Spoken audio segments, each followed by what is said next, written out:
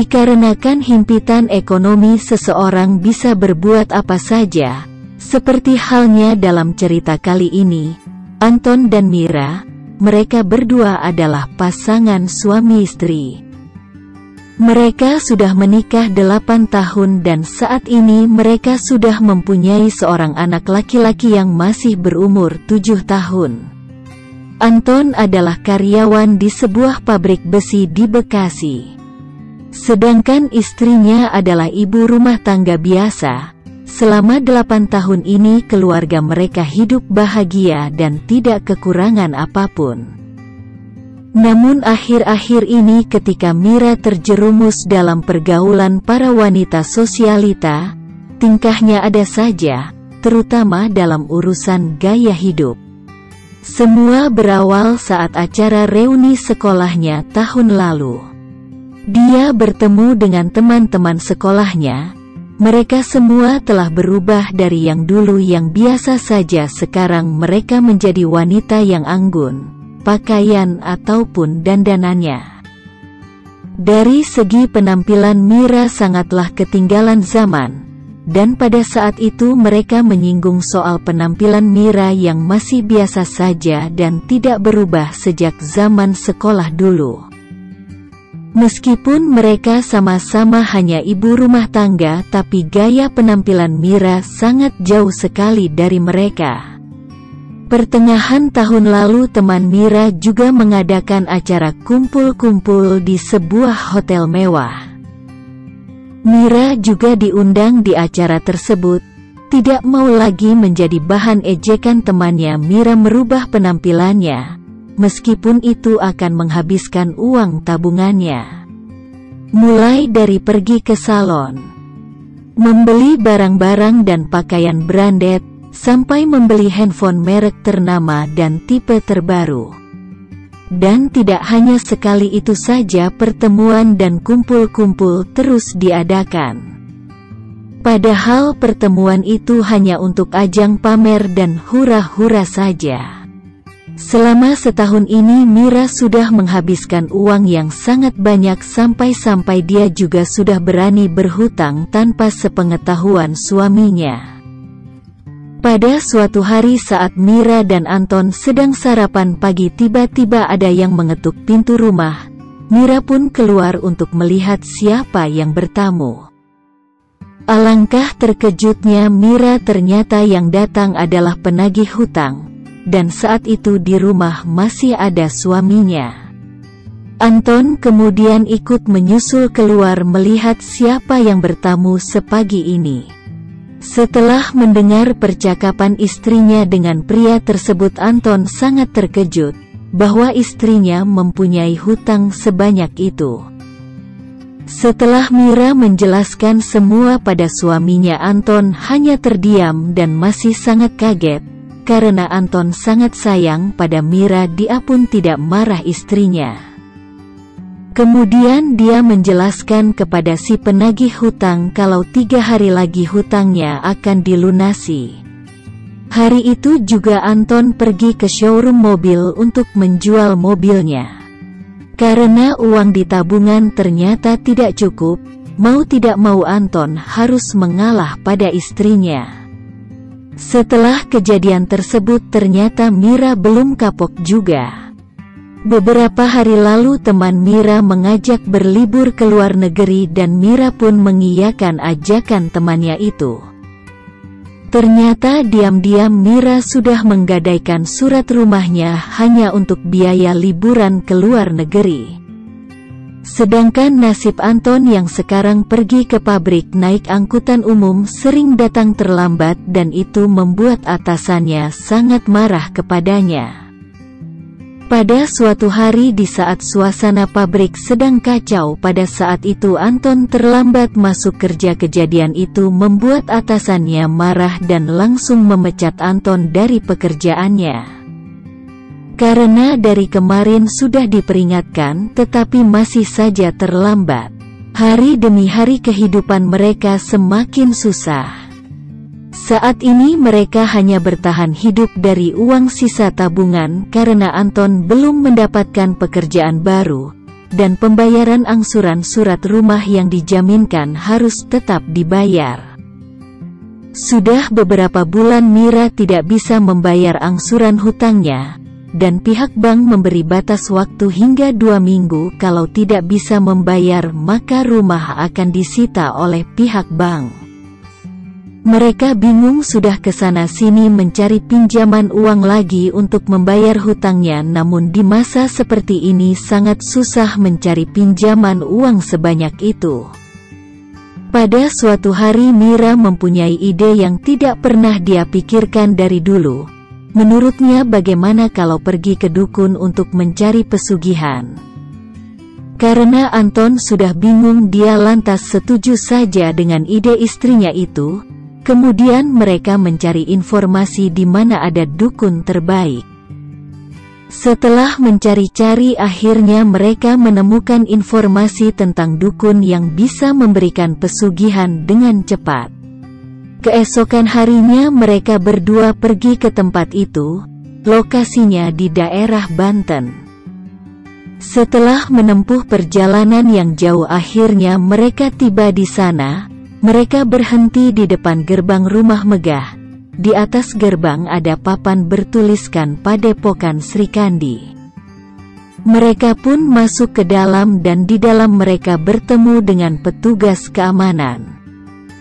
Setelah memberitahu apa tujuannya mereka datang kemari, para petugas kemudian mengantarkan mereka berdua ke tempat dukun tersebut.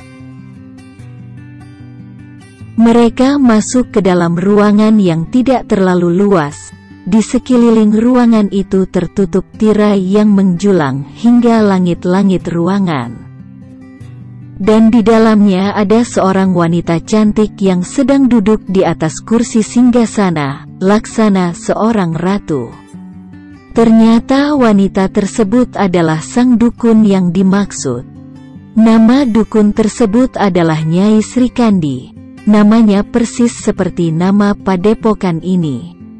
Nyai Sri Kandi selain cantik, dia juga dukun ampuh di daerah ini. Dia juga termasuk orang paling kaya di sini. Tetapi meski kekayaannya tak terhingga, namun itu semua tidak membuatnya bahagia dikarenakan dia belum mempunyai pendamping hidup yang cocok buatnya. Padahal kriteria pria idamannya tidaklah terlalu tinggi, asalkan tampan dan yang pasti harus gagah. Meskipun dia bukan dari orang kaya. Sudah banyak pria yang melamarnya, tetapi semua ditolak karena memang belum ada yang cocok untuknya. Kembali kepada Anton dan Mira. Setelah Anton dan Mira memperkenalkan diri, kemudian mereka mengutarakan apa maksud kedatangannya kemari. Mereka rela memberikan apapun asal mereka bisa mendapatkan uang dalam waktu cepat. Sang Nyai pun tertawa mendengar perkataan mereka. Kalian akan mendapatkan uang dalam waktu cepat. Puluhan juta atau bahkan ratusan juta bisa aku kasih kepada kalian. Tapi dengan satu syarat. Syaratnya apa, Nyai? Pasti kami akan penuhi, kata Mira. Kamu lihat kotak hitam di sana-sana. Coba kamu ambil dan kamu taruh di depan sini. Kotak ini akan terisi dengan banyak uang, tapi dengan satu syarat. Syaratnya yaitu kamu harus rela suamimu menemaniku tinggal di sini, di singgasanaku ini.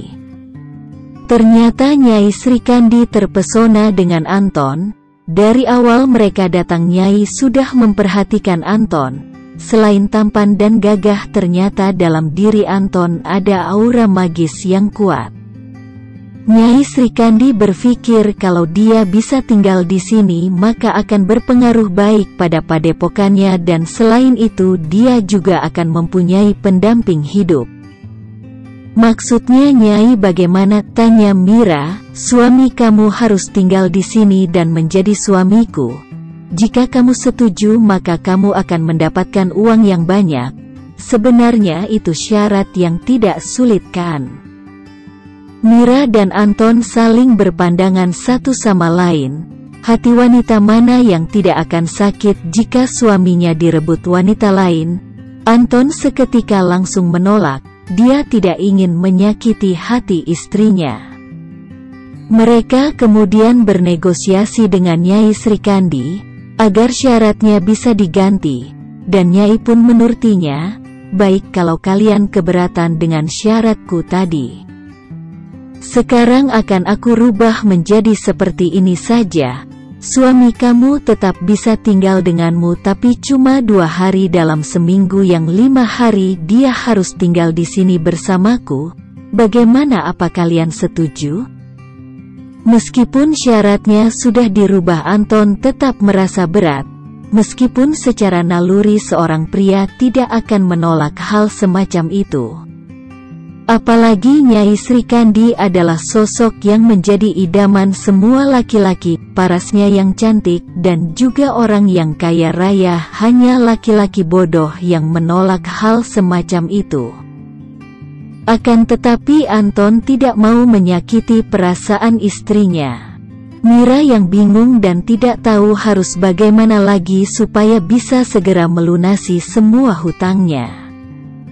Kemudian dia berbicara kepada Anton dan meyakinkannya bahwa dia tidak apa-apa dan dia rela jika Anton mendua dengan Nyai Srikandi karena memang inilah jalan satu-satunya. Setelah mereka berdua berunding kemudian mengiyakan syarat yang diberikan oleh Nyai Srikandi, ritual pun segera dilakukan. Nyai Srikandi segera berpindah ke tempat persembahan. Dia membawa kotak hitam dan menaruhnya di atas meja altar. Suasana menjadi hening dan udara menjadi dingin. Aroma harum menyebar ke seluruh ruangan. Tiba-tiba cahaya lampu di ruangan tersebut meredup dan tirai-tirai yang ada di ruang itu melambai-lambai seperti tertiup angin. Terdengar lirih suara Nyai Srikandi komat kamit membaca mantra. Setelah hampir 1 jam ritual itu pun selesai, suasana ruangan yang tadinya hening kembali normal. Setelah ritual tersebut selesai, Nyai Srikandi menyuruh Anton segera untuk membuka kotak hitam yang ada di atas meja. Anton segera membawa kotak tersebut kepada Mira. Mereka membuka bersama kotak hitam tersebut. Dan alangkah terkejutnya mereka setelah kotak terbuka, di dalamnya ada bertumpuk uang dalam pecahan ratusan ribu, dan jumlahnya mungkin sampai ratusan juta rupiah. Mereka berterima kasih kepada Nyai Srikandi karena telah membantu kesulitan mereka. Nyai pun mempersilahkan Mira untuk pergi dan segera melunasi hutang-hutangnya. Namun Anton harus tetap tinggal di sini untuk menemani sang Nyai. Perasaan yang gembira itu harus lenyap karena terpaksa mereka harus berpisah untuk beberapa hari ini. Mira berpamitan kepada suaminya. Mereka saling berpelukan dan mengucapkan selamat tinggal. Semua pengorbanan ini mereka lakukan untuk menutupi masalah yang sedang mereka hadapi. Sepatutnya kita sadar akan kemampuan kita sendiri, jangan memaksa sesuatu yang memang di luar kemampuan kita, agar kita tidak mengalami kesusahan di kemudian hari.